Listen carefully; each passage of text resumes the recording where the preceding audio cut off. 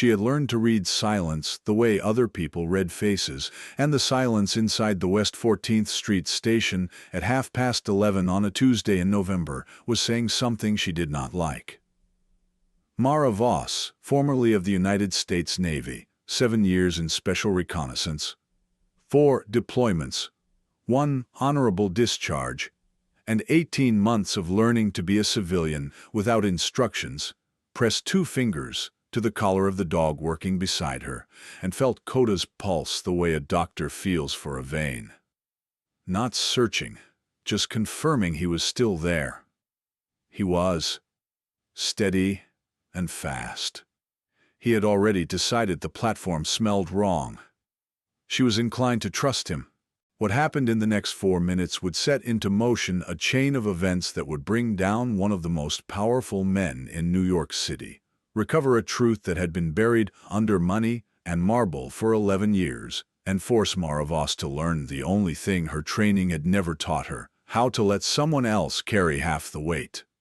But that is the end of the story, and stories must begin where they begin, which is in the dark, on a platform that smells of iron and old water and whatever Cota is afraid of, and Mara with her bad shoulder and her subway card, and no idea at all that Grace was already moving toward her in the shape of a wounded thing. The November that year had come in like a landlord, sudden and humorless, stripping the last color out of everything it touched.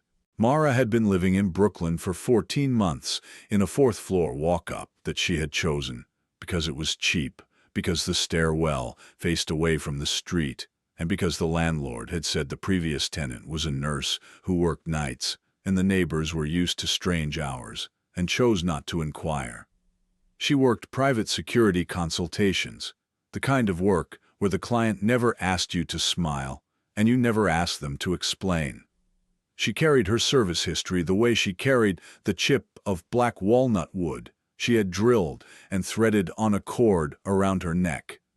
Close to the chest, tucked under the collar, invisible but present. A little weight she had stopped noticing, except on the days when it became unbearable.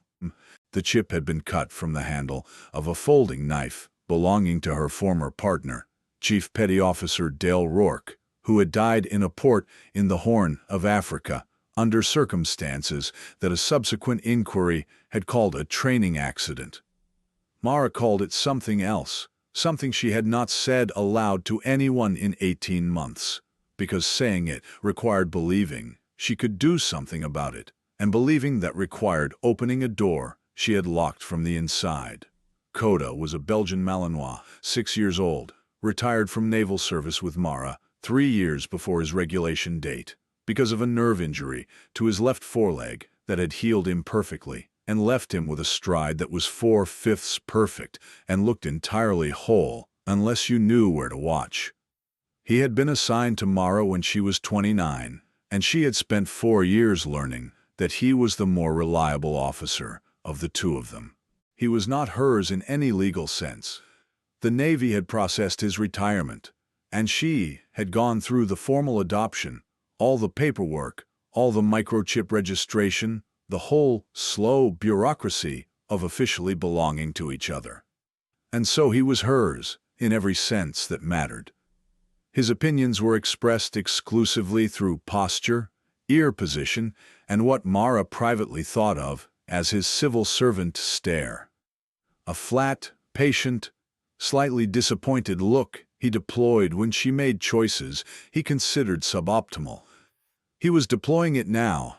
She had planned to take the express. He had angled his body toward the local and stopped walking, which was his version of a memorandum. She took the local. The platform at the local stop was nearly empty at 11:30, 2 construction workers eating from a paper bag at the far end. A woman in scrubs, reading a folded newspaper. A teenager with headphones, whose eyes were closed, but whose foot tapped with the irregular rhythm of someone not actually sleeping. And 3 young men clustered near the gap in the yellow warning strip, the kind of cluster that organizes itself around the implicit understanding that bystanders should look elsewhere.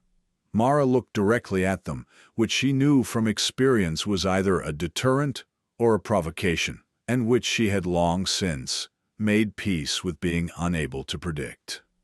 Cota's nose worked. His left ear tracked the three men and held.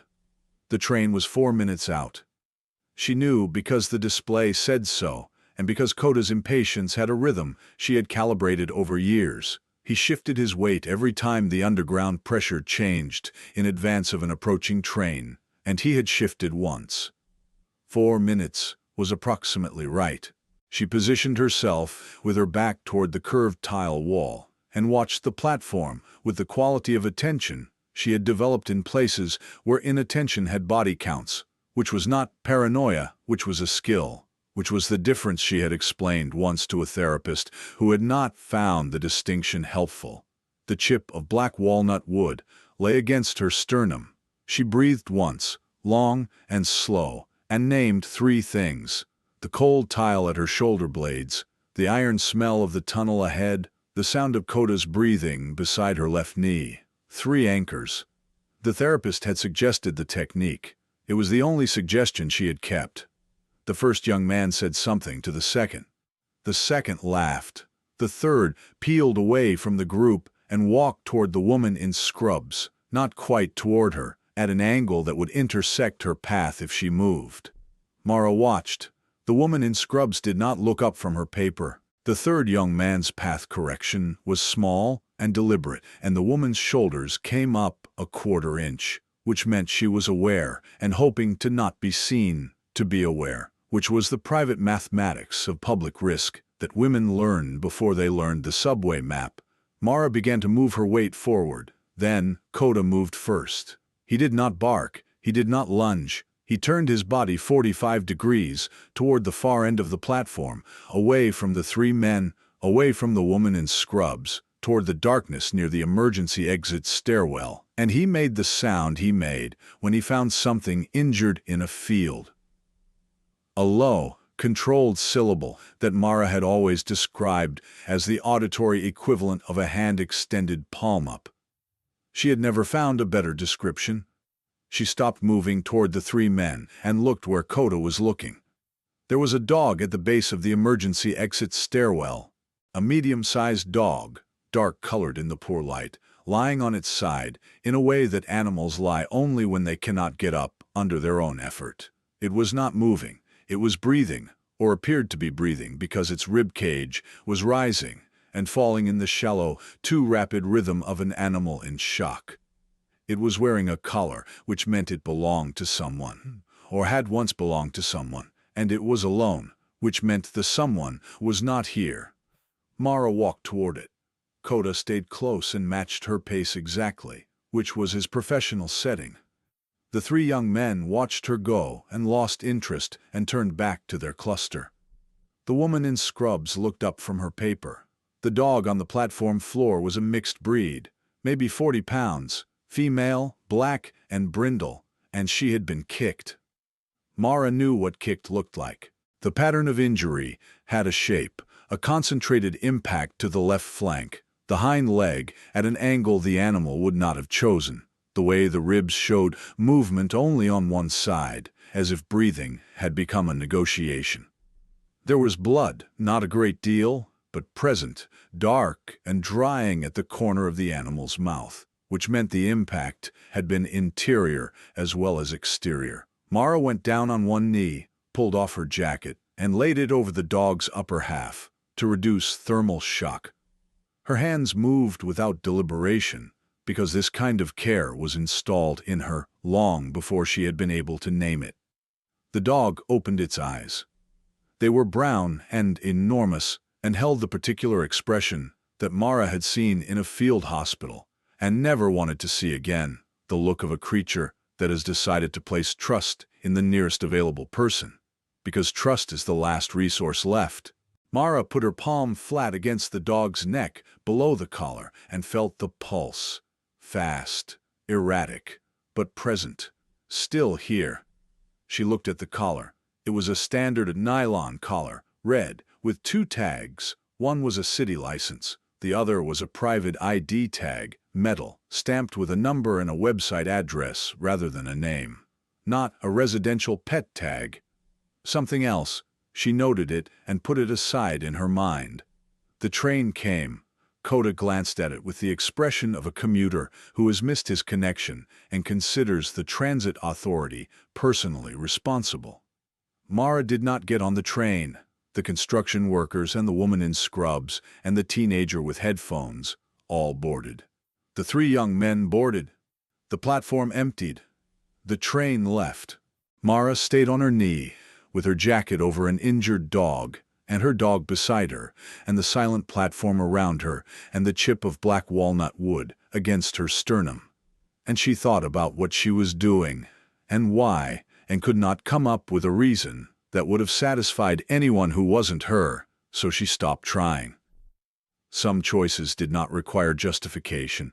They required execution. She called 311 first, because she believed in doing the bureaucratically correct thing before she did the practically useful thing, and because she wanted a timestamp.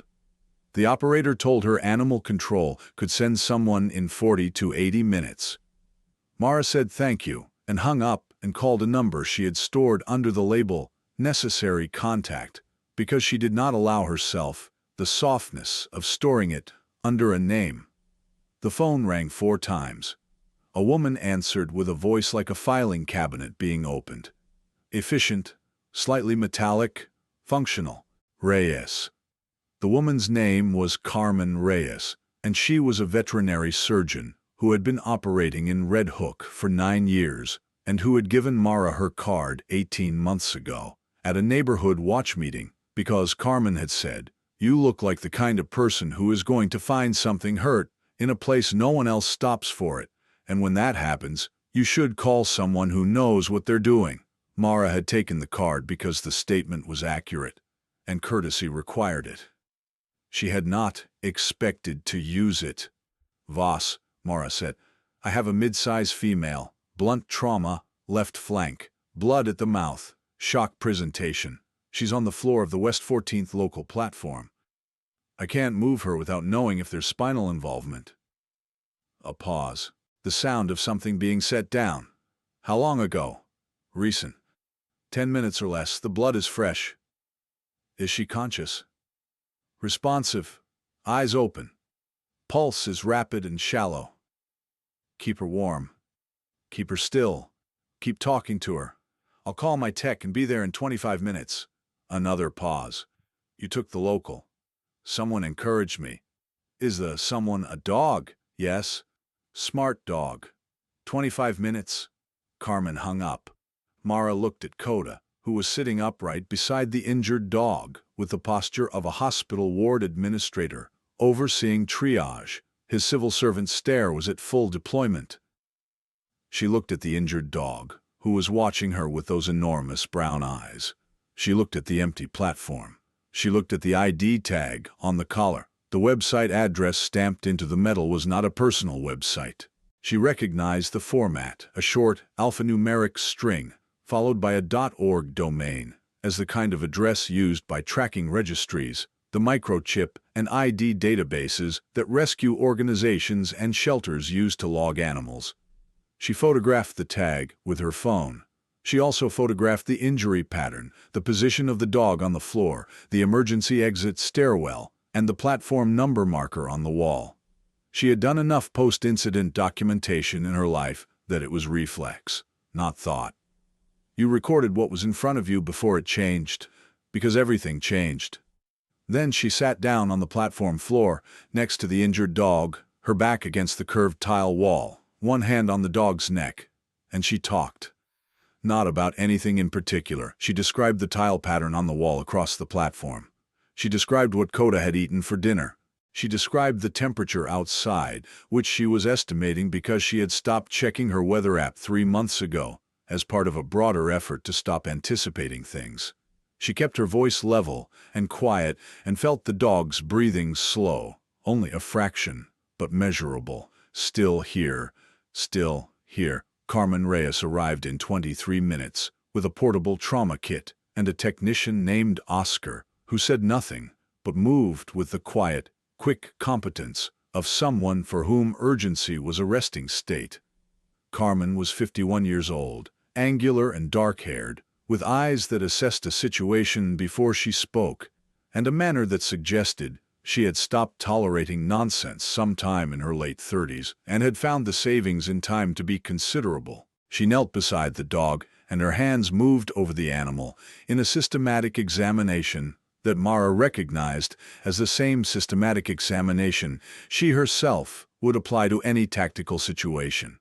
Perimeter first, then center, no assumptions until the data was in. Blunt impact.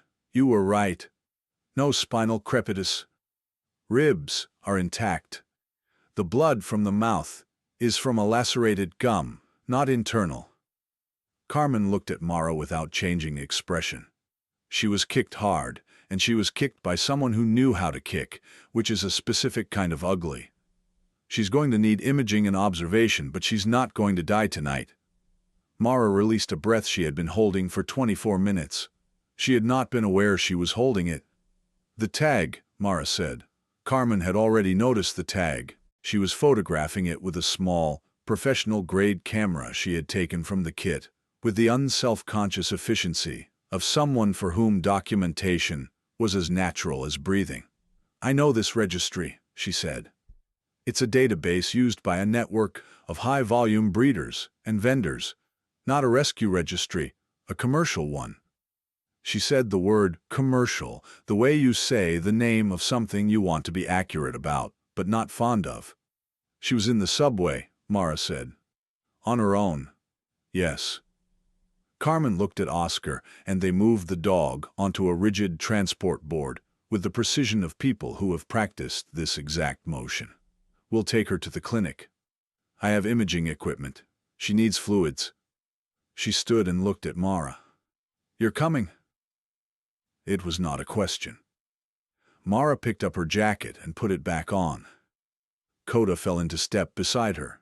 Carmen watched Cota the way people who know animals watch animals, which is carefully, without any performance of watching. Belgian Malinois, she said. Former service animal. The nerve injury in the left foreleg is old. Yes, Mara said. He's the one who found her. Yes.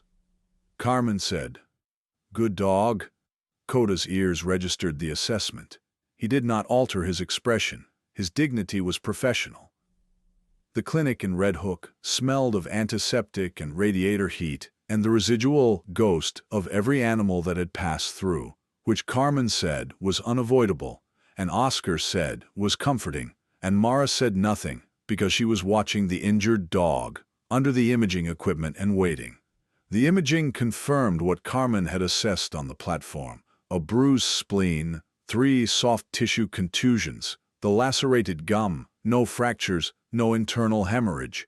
The dog was sedated for the imaging, and came out of it slowly, which was normal, and looked at Mara first when she opened her eyes, which was the kind of thing Mara was not equipped to categorize, and so she simply acknowledged it.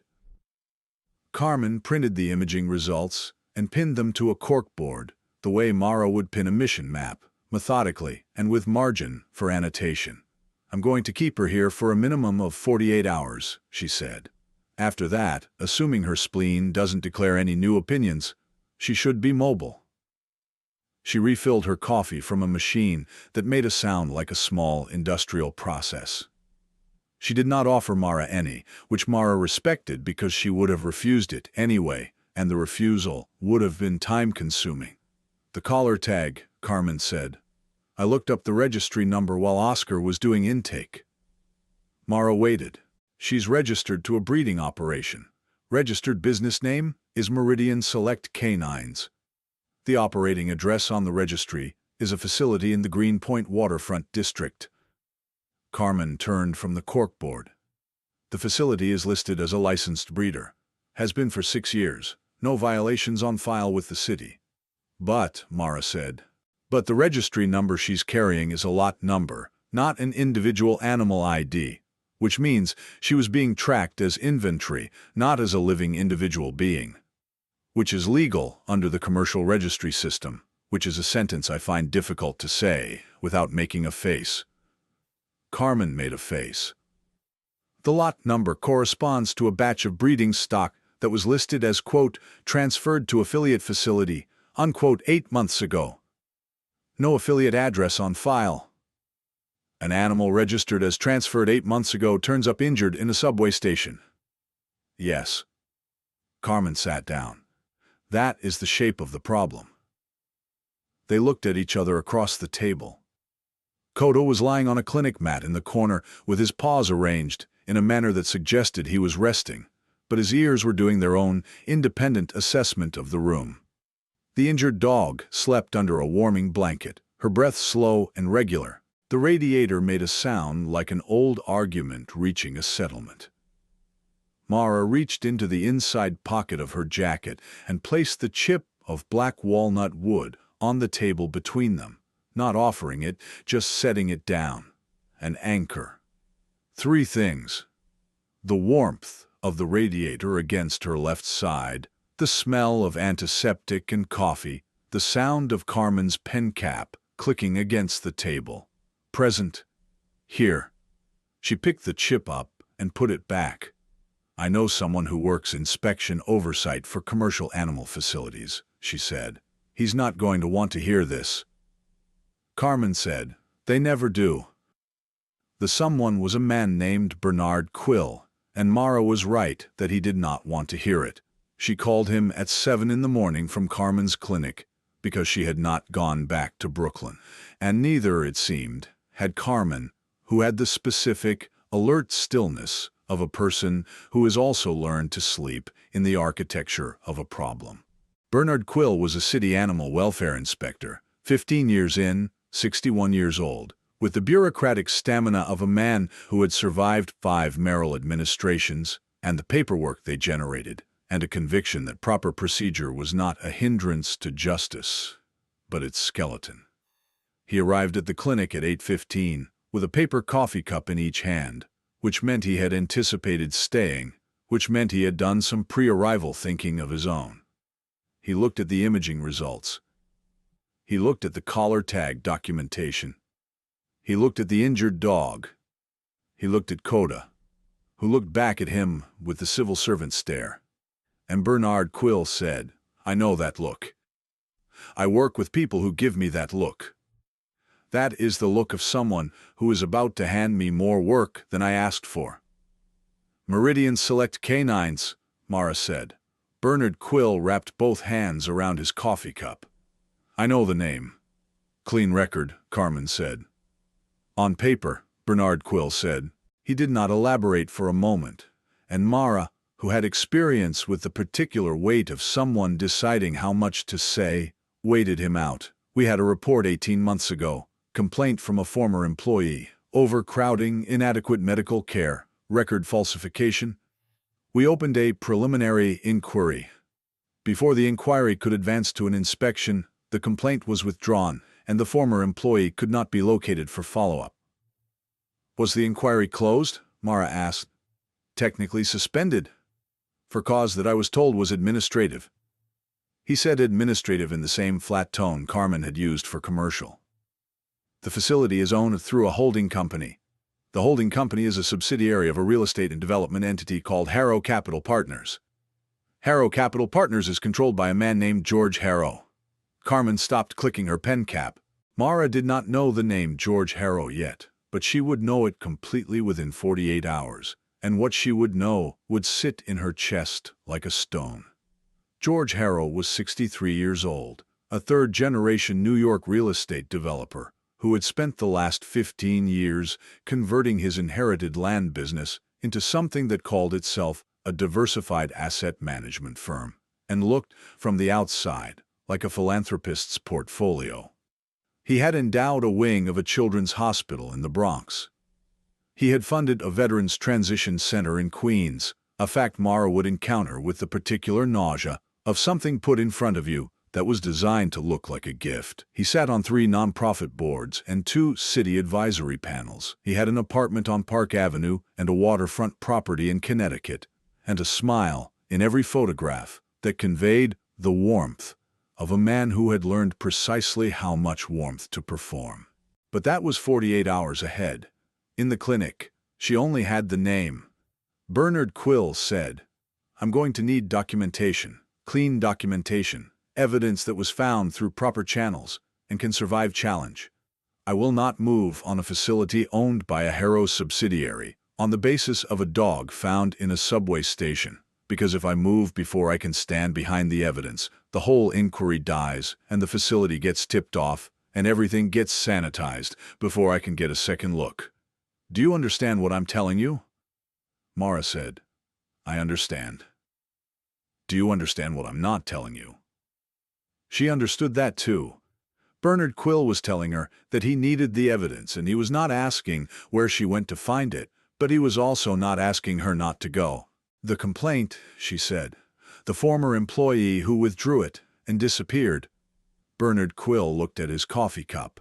The complaint was filed by a woman named Elena Soto. She had worked at the Meridian facility for approximately 7 months. In her complaint, she referenced documentation she had removed from the facility, records that she said showed systematic falsification of health certifications, and transport records spanning at least 4 years. Carmen had gone very still. The documentation, Mara said. Never produced, Bernard Quill said. Ms. Soto withdrew her complaint, as I said, and was not located subsequently. The investigation was told this meant the documentation either didn't exist or had been destroyed. He paused. I was not satisfied with that conclusion. I noted my dissatisfaction in the file. My note is still in the file. The file is technically open. Elena Soto, Carmen said. Her voice had gone quiet in a way that was different from her previous quietness. Mara looked at her. Carmen's jaw was set, and her eyes were somewhere that was not the clinic room. I knew her. Both Mara and Bernard Quill waited. She was a veterinary technician. She had applied for a position here twice. I didn't have the budget to hire her either time. She was good. She was very good.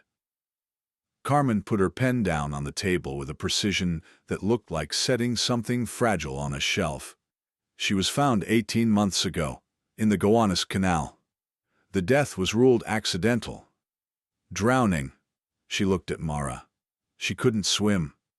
I knew that because she told me so when we talked. After her second interview, she said she'd never learned to swim and thought she probably should. She was going to take lessons. The room was quiet, except for the radiator. Mara reached up and touched the chip of black walnut wood through the fabric of her jacket. Dale Rourke had also died in an incident called accidental. The inquiry had noted, buried in its 15th appendix, that the conditions preceding the incident had not been fully reconstructed. The inquiry had recommended further review. The further review had never been scheduled. She knew what it felt like to hold the shape of a truth that the official record refused to accommodate. I need to find whatever Elena Soto removed from the facility, Mara said.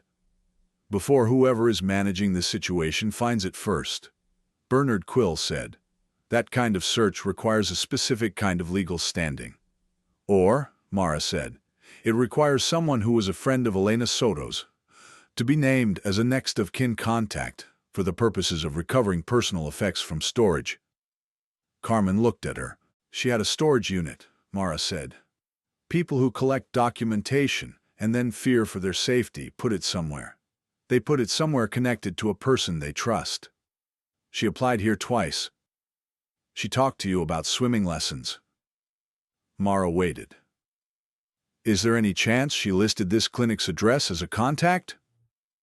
Carmen stood up and went to a filing cabinet in the back of the room. She opened the second drawer, which did not open smoothly, which suggested it was full. She went through it for 3 minutes. Then she stopped and removed a manila folder and looked at it for a long time. She used the clinic as her emergency contact on her employment applications, Carmen said. I never called anyone about this because I didn't think it was... I wasn't... She stopped and started again. I have a key, she said. It came in the mail. I didn't know what it was for. I put it in this folder because her name was on the envelope, and I didn't know what else to do with it. She set the folder on the table. Inside it was a small key with a plastic head and a number printed on the plastic. A storage facility key. I didn't know what it was. "You know now," Mara said. The storage facility was in Sunset Park, and the unit was small, and what was inside it was not. 4 archival boxes, sealed with packing tape, labeled in a handwriting that was careful and deliberate, the handwriting of someone who understood they might not be the one who eventually opened them. Carmen sat down on the floor of the storage unit with her back against the shelves, and did not move for a moment. And Mara gave her the moment, and did not make it smaller. Cota sat beside Carmen and put his chin on her knee, with the gravity of someone offering a formal condolence. Carmen put her hand on his head. The records inside the boxes were extraordinary in their specificity and their damage. Elena Soto had been meticulous. She had copied breeding logs and health certification records and transport manifests going back 4 years, and she had annotated them in red pen, with the differences between what the official documents said and what she had witnessed. Animals recorded as placed with individual families that had no traceable existence. Health certifications signed by a licensed veterinarian whose license number Elena had noted in the margin had been revoked 2 years before the certifications were dated. Transport records showing animals moved to addresses that turned out, when Mara checked them later on her phone, to be vacant lots or commercial properties with no residential function. And within the transport records, a pattern. A recurring notation of animals moved to a secondary facility. Designation MX7, with no licensed address, no regulatory filing, no public record. At the bottom of the third box, in a sealed inner envelope, Elena Soto had placed a handwritten note. It said, "If you are reading this and you are not me, then something happened. Tell someone who will not be afraid of the name Harrow. I know that is hard to find, but they exist. Keep looking."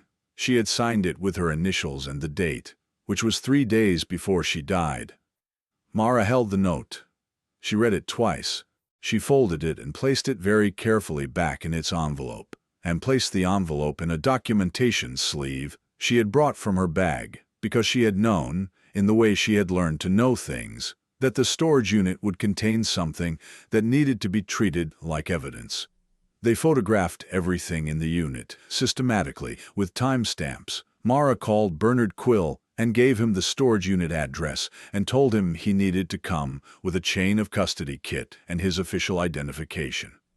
He arrived in 40 minutes and spent 2 hours going through the boxes with the focused care of a man who has been waiting 11 years to find something and does not want to disturb it by moving too fast.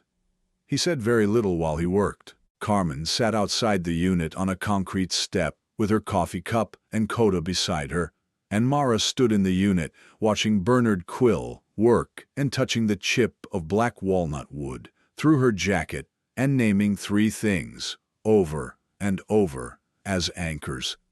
The cold concrete under her feet, the smell of cardboard and dry paper, the sound of Bernard Quill turning pages. The secondary facility, MX7, was found 5 days later through a combination of Bernard Quill's regulatory cross-referencing and a search of utility records that a city attorney with whom Bernard had a productive professional relationship was able to obtain through proper channels. It was a warehouse space in a light industrial zone in Maspeth, Queens, leased through a shell entity that traced through 2 intermediary LLCs back to Harrow Capital Partners. The lease had been in place for 6 years. The utility costs suggested consistent climate control, which suggested occupied space, which suggested active operation. Bernard Quill filed for an inspection warrant. The warrant required a judge's signature. The judge who received the filing was not a judge whose professional relationship with George Harrow's charitable donations was on public record, because Bernard Quill was the kind of man who checked that kind of thing before he filed. The warrant was signed on a Thursday. The inspection was scheduled for Monday at 9. On Friday evening, a white panel van parked on the street outside Carmen's clinic for 4 hours. On Saturday morning, someone threw a broken brick through the front window of the clinic at 6:15 before Carmen arrived. On Saturday afternoon, Mara's phone received a text from an unregistered number that said, "The dog in your care is not your property. There are legal processes for reclaiming property. You should let those processes proceed." She read the text 3 times and then forwarded it to Bernard Quill, who forwarded it to a contact in the NYPD's Organized Crime Intelligence Unit, with whom he had been consulting since Thursday. The contact's name was Detective Lorena Pacheco, and she was 20 years in, and she had the quality of patience that comes from knowing that evidence and time are the same instrument played at different speeds.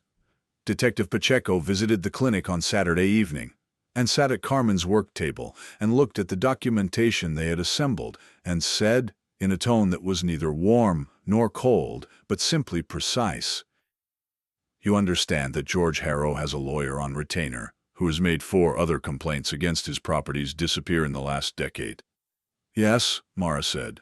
"And you understand that the brick through the window is a message, not an escalation, and that if you continue on this path, the escalation will come."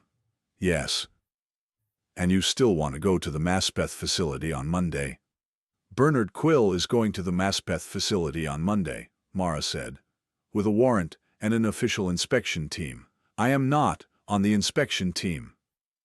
Detective Pacheco looked at her for a long moment, with the quality of attention Mara associated with people who were doing arithmetic. "You're going to be outside the facility on Monday." "I'm going to be in the vicinity." "With the dog?" "Cota goes where I go," Pacheco said. "The dog who finds things that are wrong before anyone else notices." "He has good instincts," Mara said. "So does the German shepherd I've had for 9 years, Pacheco said. "Her name is Margot. She once detected a gas leak 40 minutes before our ConEd sensor went off. I take her instincts seriously." She closed her notebook. "I will have 2 plainclothes officers in the vicinity of the Maspeth facility on Monday. They will be there for official purposes related to an ongoing intelligence inquiry. If they happen to be in a position to support a lawfully conducted inspection, that is, within their professional scope." She left without drinking her coffee. On Sunday, Mara went back to Brooklyn, not because she felt resolved, but because she understood that resolution was not what she was feeling, and that confusing urgency with readiness was a technical error she had made before, with serious consequences. She sat in her 4th-floor apartment and took the chip of black walnut wood off the cord and held it in her palm and looked at it. Dale Rourke had carried it for 9 years. He had been meticulous, loyal, specifically funny, in the way that people are funny when they have decided that humor is the only tool they have that is entirely their own. He had died in a port in the Horn of Africa, in an incident that the inquiry had called a training accident, and that Mara had spent 18 months unable to call anything else out loud because she had no evidence. She had only the shape of the silence around it. She had only the unanswered questions filed in an appendix. She had only the weight of a chip of wood that was not hers yet, and the bone-deep understanding that one person bearing a truth alone does not make the truth safer or lighter, it makes the person smaller. Elena Soto had known that. She had left a key with Carmen Reyes. She had put a note in the 3rd box. She had said, "Keep looking." She had not saved everything herself, because saving everything yourself is not a plan. It is grief wearing the mask of a plan. Mara picked up her phone and called Carmen. "Are you sleeping?" Carmen said. "No." "Neither am I." A pause. "I keep thinking about what she wrote. That it's hard to find someone who won't be afraid of the name Harrow. That you should keep looking. But they exist." Carmen was quiet for a moment. "I think she was right. I think she found it." "She found it," Mara said. Another pause. Carmen said, "The dog. She had a name when I did the intake paperwork. I named her after the lot number on her tag. I called her Lot 14. I know that's not a real name." Mara was quiet. "I'm going to call her Novella," Carmen said. "Because she showed up in the middle of a story, and I think she belongs in it." Mara said, "That's a good name." "Get some sleep," Carmen said. "Cota needs you rested. He's not going to say so, but I can tell." Mara put the wood chip back on the cord and put the cord back around her neck. She lay down on her bed fully dressed, and Cota settled beside her, and she did sleep, briefly, and did not dream, which was its own kind of mercy. Monday arrived with the specific cold of a day that has decided to mean something. The Maspeth facility was a long, low warehouse set back from a chain-link fence with a parking area in front and a loading dock along the side, and the very deliberate unremarkability of a building that has been arranged to provide nothing for the eye to rest on. Mara arrived in the parking area of a manufacturing supplier across the street at 8:40, parked, and sat in her car with Cota and the chip of walnut wood and a thermos of coffee she had made correctly for once. Bernard Quill's inspection van arrived at 8:55. The two plainclothes officers that Pacheco had promised were already present, parked separately, in vehicles that were not trying very hard to look like nothing. At 9:01, when Bernard Quill and his two-person inspection team approached the facility entrance with the warrant, a black SUV pulled into the parking area and two men got out. The first was a large, red-faced man in a dark jacket whom Mara assessed in approximately 1 second as physical enforcement rather than administrative function. The second was a smaller man in an expensive overcoat who produced a phone and made a call and looked at Bernard Quill with the specific courtesy of a man who believes that courtesy, deployed correctly, is a more effective instrument than a locked door. Mara watched this from across the street. Cota watched it from the passenger seat. His left ear was hard forward. His right ear was tracking something she could not yet hear. She looked in the direction his right ear was pointing, the loading dock side of the building. Something was happening at the loading dock. A panel van similar to the white van that had parked outside the clinic was backed up to the loading dock door. 3 men were moving crates from the dock to the van with the kind of purposeful efficiency that, in her experience, indicated a time constraint. She picked up her phone and called Pacheco. "Loading dock," she said. "White panel van, they're moving crates. Started in the last 10 minutes. Pacheco said. "I see it." A brief pause. "Sit in your car." Pacheco. "Sit in your car, Voss. I have this." She almost sat in her car. She had the door handle in her hand, and she was telling herself that procedure and documentation and the rule of law were not obstacles to justice, but its skeleton. Which was the right thing to believe, and she believed it. And then Cota made the sound. Not his alert bark. Not his contact sound. The palm-out sound, the one from the platform, the low, controlled syllable that meant something living was in distress. She looked at the loading dock. One of the crates being loaded into the van had shifted, and one of the men had shoved it back into place with his boot, and through the gap in the crate's slatted side, in the thin winter light, she could see movement. Small, fast, dense movement. Animals in a crate being loaded into an unmarked van that was departing a facility about to be formally inspected. She looked at the crate. She looked at Cota. She looked at the distance between her car and the loading dock and calculated it in the way she calculated distances, in places where distance had weight. She got out of the car. She did not run. Running announced arrival. She walked purposefully and directly toward the loading dock, and she called out in a voice calibrated to carry across the parking lot. "Hey, stop there. I need to see your transport documentation for those animals." It was not an instruction she had legal authority to give. What she had was volume, direction, and the very specific quality of confidence that made people comply with instructions they should have questioned. One of the 3 men stopped. The other 2 looked at each other. The large man in the dark jacket, who had been standing near Bernard Quill, turned and saw her and began moving in her direction with a stride that told her what his intentions were.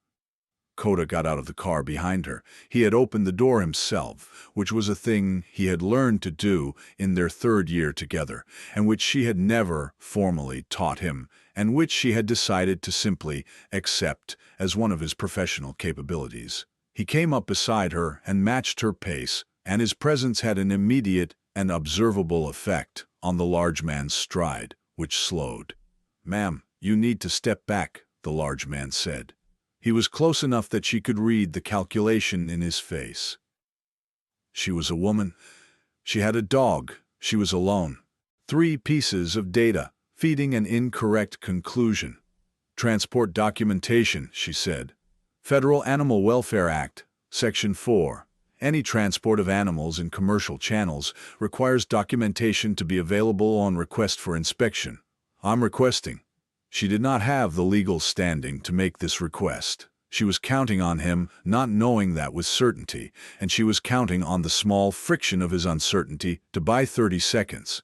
What she bought was 20 seconds. Then his hand came up and he pushed her shoulder. Not a blow, but a shove. The kind of physical contact calculated to establish hierarchy through pressure. She had trained for approximately 4,000 hours against the assumption that an impact to the left shoulder was a neutral contact because her left shoulder had a reconstructed labrum from a rappelling incident in 2019, and an impact to it was not neutral. It was white, blinding, immediate pain that she compressed into a 2-second internal acknowledgement and did not show on her face. Cota showed it for her, not violence, not a lunge. He stepped in front of her, between her and the large man, and he sat down and looked at the large man with a stillness that was more alarming than aggression, because it contained the total absence of uncertainty. And he held it, and the large man looked at him, and something in the large man's arithmetic shifted. The 2 plainclothes officers rounded the corner of the loading dock. Pacheco's voice came from behind them. "NYPD. Everyone hold your position." The men at the van stopped. The large man stepped back. The man in the expensive overcoat lowered his phone. Bernard Quill, who had been positioned at the front entrance with the warrant, came around the side of the building with his inspection team. He looked at the van. He looked at the crates. He looked at Mara, who was holding her left shoulder with her right hand and trying to look as though she was simply thinking. He said, "I'm going to need to inventory every animal on this property, including any in the process of being transported." He said it to the man in the overcoat with the specific, patient authority of a man who has been doing this for 15 years and has a warrant and a clear conscience and is very, very tired of being delayed. The crates came off the van. There were 22 animals in total across the facility, counted plainly. 11 dogs in the crates on the loading dock, 9 dogs in the interior kennels, and 2 cats in a separate room that had been overlooked in the initial staging of the facility, and that bore the marks of conditions inconsistent with the care certifications on file. Bernard Quill photographed and documented each animal. He noted the discrepancies between the animals present and the records on file. 9 of the 22 animals had no individual registry entry, only lot numbers. 11 had health certifications signed by the veterinarian whose license had been revoked.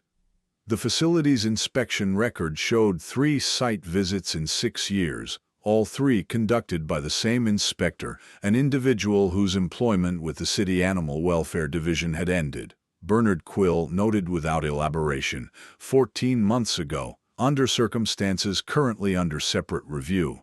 Of the 22 animals, 3 required immediate emergency veterinary care. Mara called Carmen. Carmen arrived in 40 minutes with Oscar and a second technician and 3 transport carriers.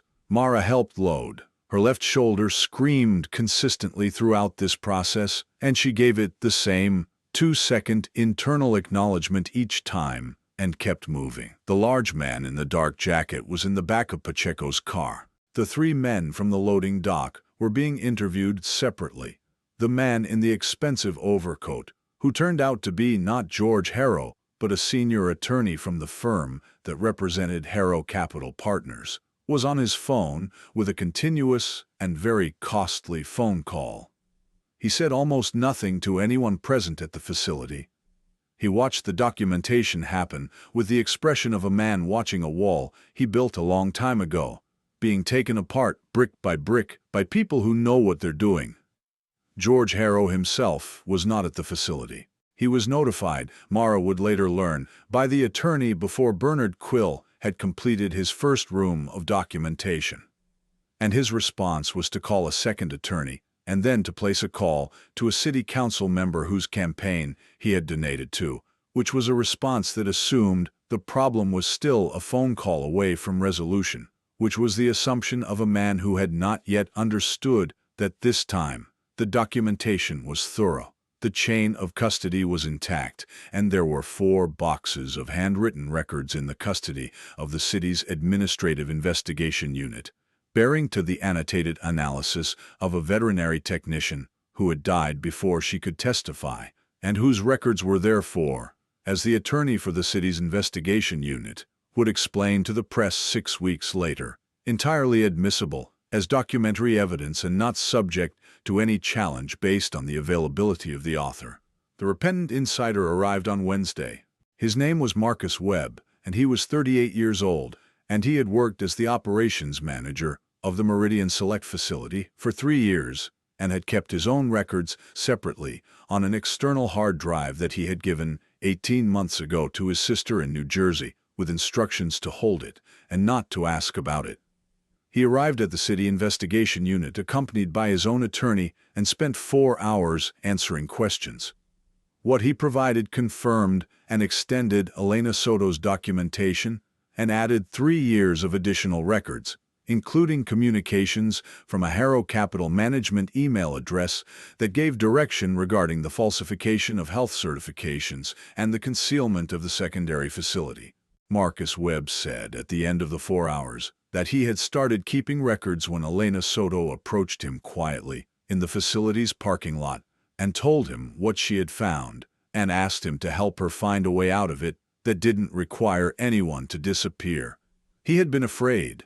He had kept records instead of acting because keeping records felt like doing something without the risk of doing something, which he acknowledged was a kind of cowardice he had been living with for 18 months. He said this without being prompted and without any visible expectation of absolution, which is the specific quality of contrition that is more persuasive than tears. He was not absolved. He was deposed. What he provided was indispensable. The formal charges came in stages, which is the way charges come when the case is built on documentation rather than spectacle. First, the civil violations against the Meridian facility, 34 separate counts of Animal Welfare Act violations and record falsification, filed by the city's administrative office. Then, 2 weeks later, the criminal referral from the DA's office to a grand jury, covering charges of conspiracy to commit fraud, animal cruelty under New York State penal law, obstruction of a city regulatory investigation, and, on the basis of Marcus Webb's communications evidence, 2 counts of witness tampering. And last, 6 weeks after the inspection, the investigation into Elena Soto's death was formally reopened by the Homicide Cold Case Unit.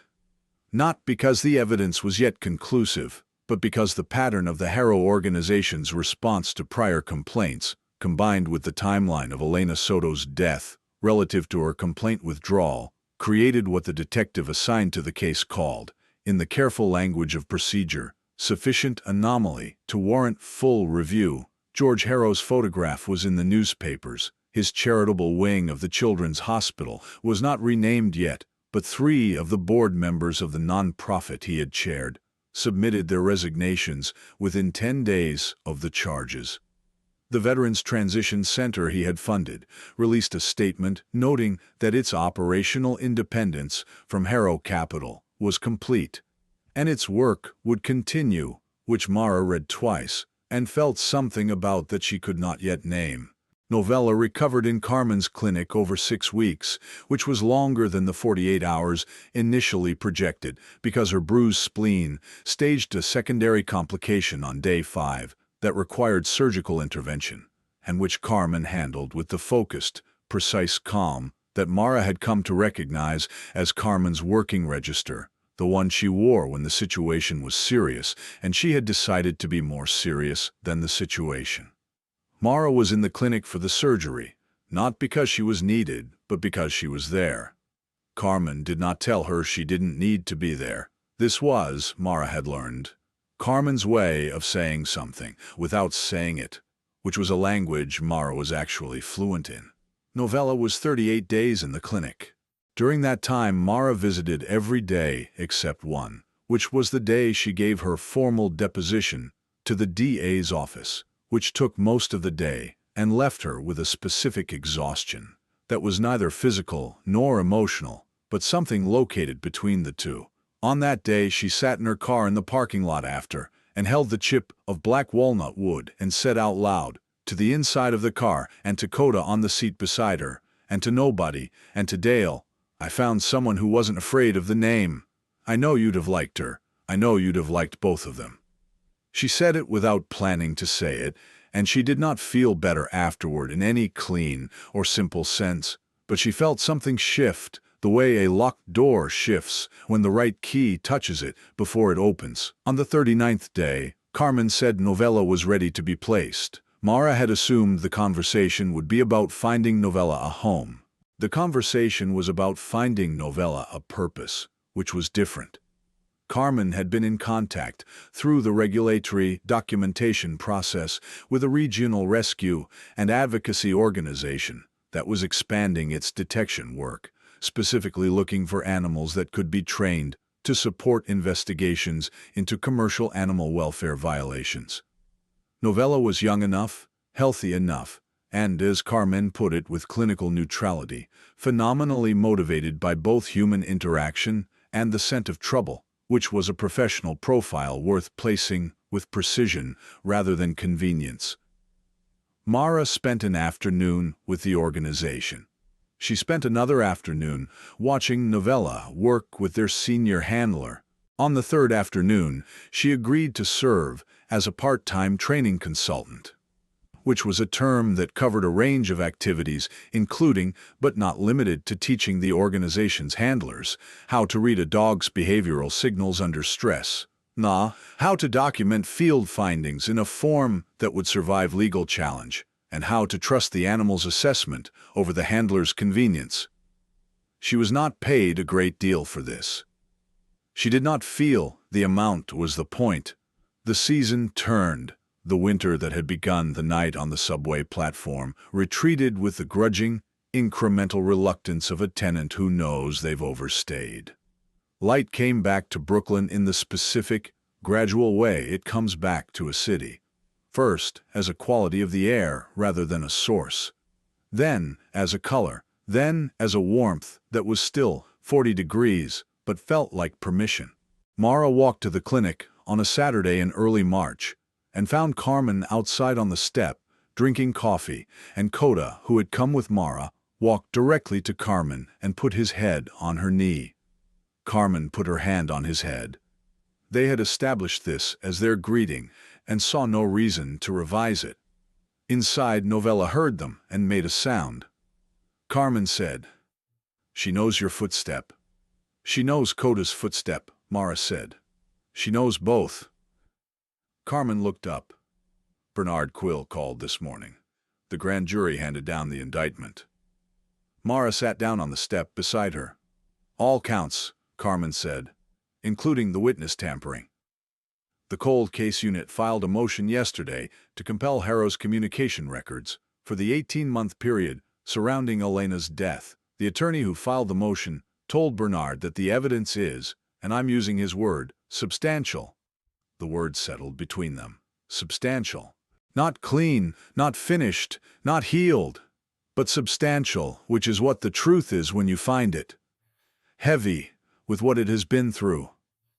She wrote that it would be hard to find someone not afraid of the name, Mara said. Carmen said, She wasn't wrong. It took her until the last thing she did. Mara looked at the morning street. Cota shifted his chin on Carmen's knee without otherwise moving. The chip of black walnut wood was on the cord around Mara's neck, as it had been every day for 18 months, as it would be for as long as she wore it, which was to say for as long as carrying it was honest. She thought it might always be honest. She thought that might be fine. A weight you carry for someone you lost is not a chain, if you carry it with both hands open, if you keep using those hands for the living. The fund was established in Elena Soto's name in April, registered as a non-profit supporting veterinary care for animals, recovered from commercial welfare violations, and legal advocacy on behalf of witnesses in animal welfare cases, the latter provision being the one that had been Elena Soto's original intent. Not just care for the animals, but protection for the people who tried to speak for them. Carmen chaired the board. Bernard Quill served as regulatory advisor. Detective Pacheco attended the inaugural meeting and said 3 sentences and left, which was characteristic. Marcus Webb had contributed the first donation, which was acknowledged without ceremony, which was correct. Mara had agreed to serve on the board. This was not a thing she would have done 14 months ago, or 6 months ago, or possibly 3 months ago. She had agreed to do it now, because she had run out of reasons, not to that she respected. The reason you don't trust people is that trust can break, which is true, and also because broken trust, in her experience, is survivable, in the same way that a badly healed nerve in a foreleg is survivable. You still have a stride. The stride is 4/5 perfect. It looks entirely whole, unless you know where to watch, and even if you do know, the leg still carries the weight. That is the point of the leg. That is the point of the stride. Novella began her formal training with the advocacy organization's detection program in May. On the first day, she located a concealed scent target in 11 seconds, which was 3 seconds faster than the record for a first-day canine trainee. Her handler called Carmen, who called Mara, who was in a consultation meeting, and read the text under the table, and felt something she had to breathe through quietly so the client did not notice. The text said, "Novella is exceptional. Watch this one." Carmen had attached a photograph. Novella at work, nose down, tail up, the posture of total purpose, the look of an animal that has found the thing it was shaped to do and is doing it without reservation or holding back. Mara put her phone away. She finished the meeting. She drove to Brooklyn. She sat in her apartment and took the chip of black walnut wood off the cord and held it. She thought about Dale Rourke, who had died in a port in the Horn of Africa. She thought about Elena Soto, who had put a key in the mail and written a note and said, "Keep looking." She thought about the platform in the West 14th Street station at 11:30 on a Tuesday in November, and Cota's palm-out sound, and the brown eyes of a 40-pound dog deciding to trust the nearest available person. She thought about Cota opening the car door himself. She thought about Carmen's hand on Cota's head. She thought about Bernard Quill arriving with 2 coffee cups because he had anticipated staying. She thought about Pacheco's voice from behind the loading dock and the 2 plainclothes officers who had not been officially there. She thought about what it meant that she had not been alone in any of it. Not on the platform, not in the storage unit, not at the facility in Maspeth, not in the 4 months of slow, tedious, documented justice that followed. She had been trained to believe that operating alone was competence and that needing others was risk. She had been trained well. She had also been wrong, which was the specific, liberating, somewhat maddening quality of a truth that arrives not through argument but through evidence. She put the chip of black walnut wood back on the cord. She put the cord back on. She touched it once, through the fabric, in the way she always did. An acknowledgement, a continuity, a debt paid forward. Dale Rourke had kept it through 4 deployments because he believed you should carry something that reminded you what mattered. He had been right. She thought she would carry it through whatever came next, for the same reason. She thought what it reminded her of had expanded. There was a city outside her fourth-floor window, moving with its own dense, indifferent life, and somewhere in it, Novella was learning to use her nose for a purpose that had been paid for in blood and paper and the long, unspectacular work of people who had refused to stop. Somewhere in it, Carmen was in the clinic at this hour almost certainly, with the filing cabinet that doesn't open smoothly and the coffee machine that sounds like a small industrial process, and Oscar moving quietly and competently in the rooms beyond. Somewhere in it, Bernard Quill was making a notation in a file, and Pacheco was in the field, and Marcus Webb was somewhere attempting the long arithmetic of living with the choices you made, and the ones you didn't, and what you owe the living for the time you spent being afraid. Somewhere in it, a grand jury's indictment was making its slow, correct, undramatic way through the machinery of law. Somewhere in it, 11 years of quiet rot was being taken apart by people who had done the work of knowing what they were looking at. Cota was on the bed. He looked at her. She said, "We're going to Carmen's tomorrow." He put his head back down. His ear tracked her movement across the room. She turned the lamp off and lay down, and the chip of walnut wood pressed gently against her sternum, and she thought, this is what it feels like when the door opens. Not like liberation. Not like a lock blowing out. Like a door that has been stuck for a very long time, being lifted slightly on its hinge and swung slowly, just enough to let the light through. Just enough. That is enough. That is, in fact, more than enough to work with. She slept. Outside the window, the city kept its watch, and the light that came through the gap in the curtain laid itself across the floor without being asked, the way good things tend to arrive, quiet, unannounced, falling in a place that turns out to have needed it for a long time. There is a thing that the training never told her, and it is the same thing that training never tells anyone, because it cannot be trained. It has to be found, usually in a bad place, usually when you are tired, usually by stopping for something inconvenient in the dark. The thing is this: rescue and being rescued are not opposites, and they are not a transaction, and they do not cancel each other out. They are the same motion, made from different ends of the same cord. Every person who has stopped on a platform, or opened a third box, or answered a phone at 7 in the morning, or arrived with 2 coffee cups because they anticipated staying, or said, "Keep looking," every one of them was also being found by the stopping, the opening, the answering, the arriving, the saying. You reach for the thing that is suffering, and your hand closes around it, and you think you are the one doing the rescuing. And you are. And also the reaching has opened something in you that was closed, and the warmth that comes through is not the warmth you have given, but the warmth you have, at last, permitted yourself to receive. This is not a transaction. This is grace, which is another word for the thing that arrives, whether you were ready for it or not, in the shape of what you needed, at the cost of only your willingness to stop. To stop walking past. To put down what you were carrying long enough to pick up what was waiting. To trust again that your hands know what to do. They do. They always have. They were made for this work, and the work is never finished. And it asks only that you keep your hands open.